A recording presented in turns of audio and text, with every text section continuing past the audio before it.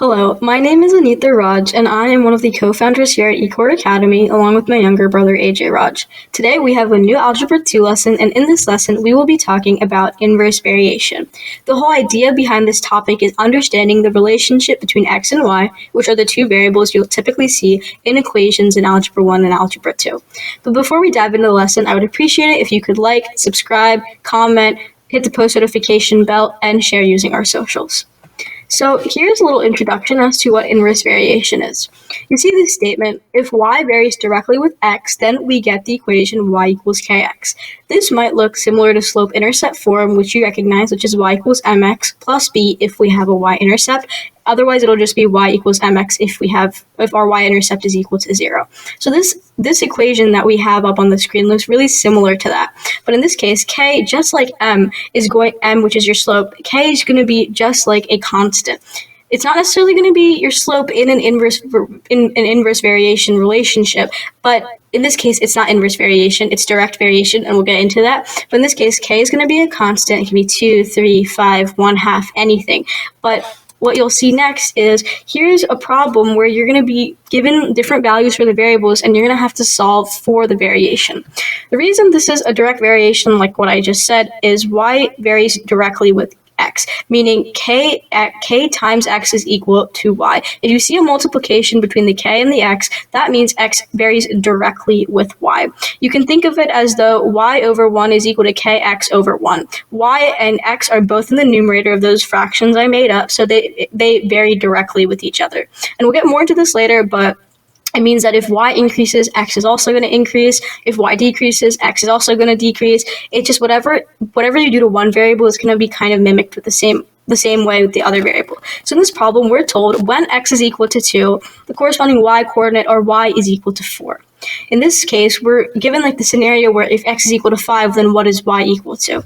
So we're going to be using these values of x and y to solve for k, which in this case is the unknown, and with the value of k and with the value of x given, we'll then solve for y. I'll show you what I mean. So we're told that x is equal to 2, y is equal to 4. If we use this equation y equals kx and we just plug in for x and y, we'll get 4 equals 2k, and simply solving for k, we divide both sides by 2, we get k equals 2.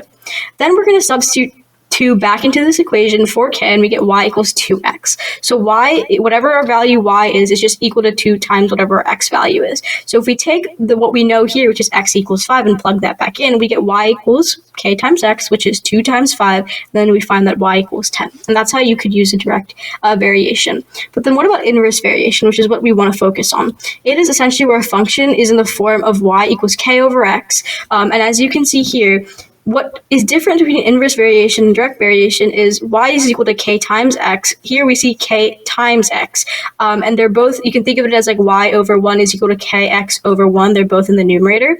But here we get y equals k divided by x. This is similar to y equals k times 1 over x. In this case, you can think of this as y in the numerator and x in the denominator.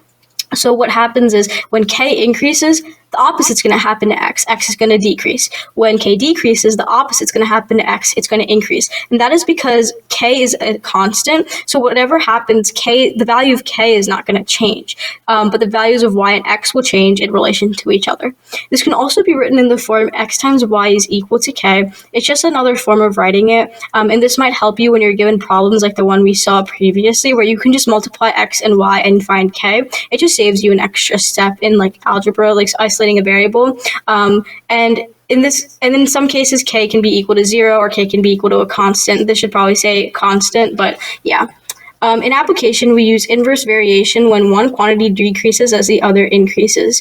What this means is exactly what I just said. So if y, which is one quantity, increases, then the opposite quantity, x, is going to decrease.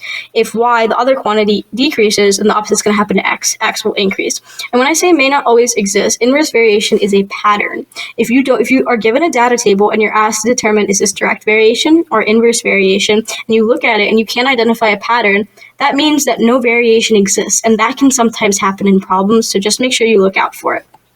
Okay, let's look at a little table. When you have, and here are just some rules and some scenarios, combined variation. One quantity varies with respect to two or more quantities. Oh, in this case, we're introducing another component, z, into the situation. So combined variation is where one quantity varies with respect to two or more quantities. So for example, z varies with respect to x and y.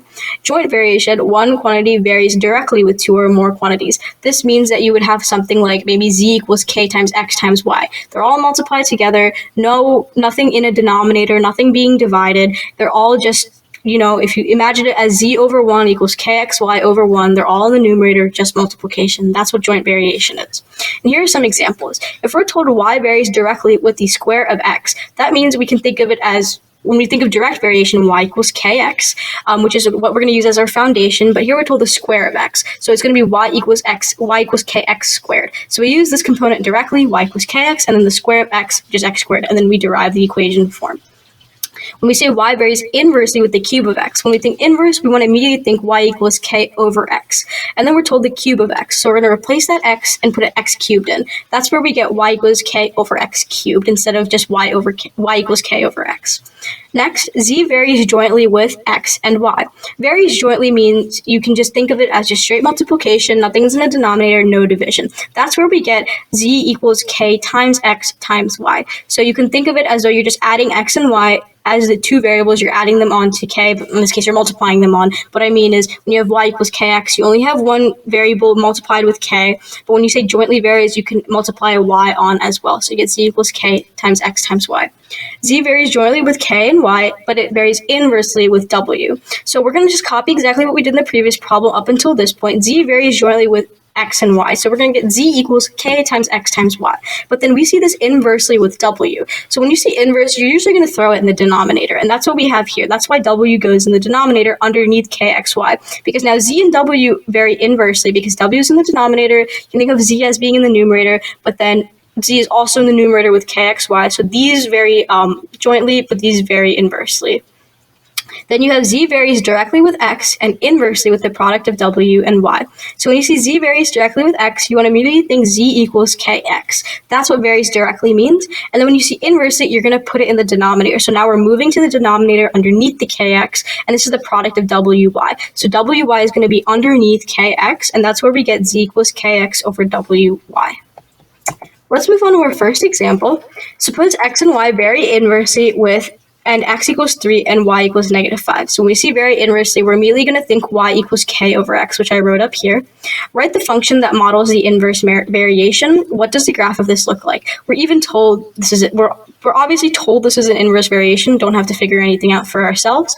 So we have y equals k over x. We're going to use these two values that we've been given as we did in slides ago on the introduction slide. And we're going to plug 3 and -5 in, because remember, we don't know what k is. We were not given the value of k, but we were given a value of y and we were given a value of x. So now we're going to try to find k, and with the value of k, we can actually derive a function. I'll show you what that means. So if we plug in -5 and 3, we get -5 equals k over 3, and remember, we're just using this equation here. We multiply both sides by 3 to get k by itself, and we get k equals -15. If we plug -15 into the basic inverse variation equation, we get y equals -15 over x, and this is the function form of the inverse variation. So this is what they mean by the function. Now they're asking, what does the graph of this function look like? And what you can basically do is create an xy table and pick x values, as I did here, and then plug them in and then find the corresponding y values. And then you can just graph it. And as you can see, this is actually symmetrical over the line y equals x, which goes over here. It's just a reflection, like a mirror image of it. But yeah, that's how an inverse variation graph will typically look like. It's actually a rational function. But yeah, moving on to example number 2. Now we're given a table and we're asked, is the relationship between the variables in each table below, in this case just one table, a direct variation, which is y equals kx, and inverse variation, y equals k over x, or neither? Like I told you, that could actually happen. If variations exist, write the models. So in this case, what we want to do is we want to see how are the x values progressing. So we're going to go down the table 2, 4, 10, 15. Well, we can see that these are increasing, and we want to establish that first. Are they increasing? Are they decreasing? What is happening to the values? What is the trend?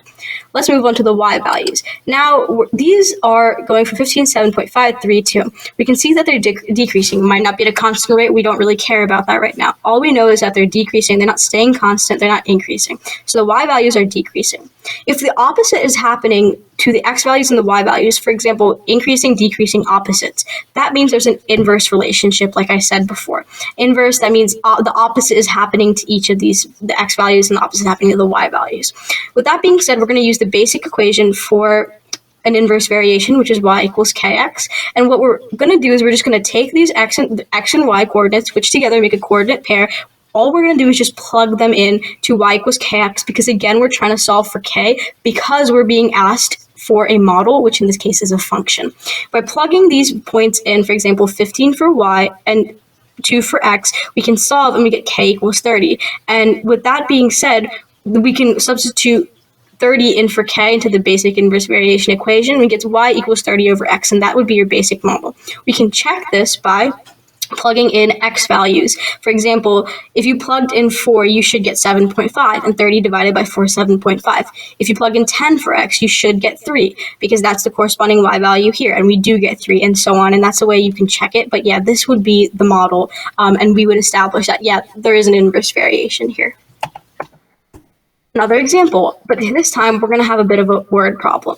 So the number of bags of grass seed, which is given as n, needed to reseed a yard varies directly. So immediately we should be thinking y equals kx with the area to be seeded. So in this case, n is equal to k times a. Just make sure you never forget that k, because when you're told varies directly, varies indirectly, you just have to remember that k, that constant. So immediately when we see n varies directly with the area, we immediately think n equals k times a, varies directly. We're just really replacing y and x and y equals kx with n and a to be seeded, and inversely with the weight w of a bag of seed. When we think n varies inversely with w, we're going to put w in the denominator. We're going to put w underneath k times a, and that's where you get n equals k times a over w. That's really just putting these words into math, into mathematical, into an equation that's more tangible if you read it mathematically. If it takes 2 3-pound bags to seed an area of 3,600 feet, how many 3-pound bags will seed 9,000 feet? So first, what I did here was I wrote down the variables we're given, and then I'm trying to see what values we've been given, because this is a pretty wordy problem. So n is the number of bags of grass, and then the grass seed. In this case, we have 2 bags. Ignore this 3-pound, just look at the 2 bags. That's why n is equal to 2. Next, we look at the area, and the area is 3,600 feet, which is what I wrote. And then lastly, w is equal to the weight of the bag of seed, and these are 3-pound bags, so I put 3 down for the weight. What we do next is we're really just going to plug these variables into this equation that we derived originally, and we're trying to solve for k. Remember, k is usually not given, but you'll be given like the variables that surround k, n, a, w, whether that be n, a, w, whether that be x, y, z, whatever they are, you'll usually be given those variables in problems like this, which we were, and you're going to have to solve for k. And that's how we plug these in. N is equal to 2 equals 3,600k, which is just a times k, over 3. 3 is just w. If you multiply both sides by 3, you get 6 equals 3,600k. And if you divide both sides by 3,600, you get k equals 6 over 3,600, which you can just simplify, just basic fraction simplification. K is equal to 1 over 600. Now we're asked how many 3-pound bags will seed 9,000 feet squared. So we know that k is equal to 1 over 600, and if we plug that back into this formula we have here, we would get n equals 1 over 600a times w over w. Because 1 over 600 is a fraction, you can actually move the 600 underneath to the denominator, so it's next to w. So you can rewrite n equals 1 over 600a divided by w as n equals a over 600w, which is what I wrote here. It's just a basic fraction. You can just move, if a fraction is in the numerator, you can just move the denominator part of the fraction to the denominator of the whole number, which is what we did here. Then what we're going to do is what we're being told is that we're using 3-pound bags of seed, so w is equal to 3, and then we will seed 9,000 feet. So a is equal to 9,000. In this case, we want to find out n, which is the number of bags of seed we will need. With those numbers all plugged in, we just do basic math. Simplify. 600 times 3 is 1,800. 9,000 divided by 1,800 is just going to be equal to 5 bags. So that's how you would solve a problem like this. Yeah, and that's all I have for you today. I hope you enjoyed this video, and if you found it helpful or you did enjoy it, please make sure to like, subscribe, hit the post notification bell, comment, and share. More inverse variation videos will be coming as we dive more into how to graph these, like improper fractions, all these other scenarios you'll run into, but we will get into that later. Otherwise, I hope you enjoyed this video and see you next time. Bye.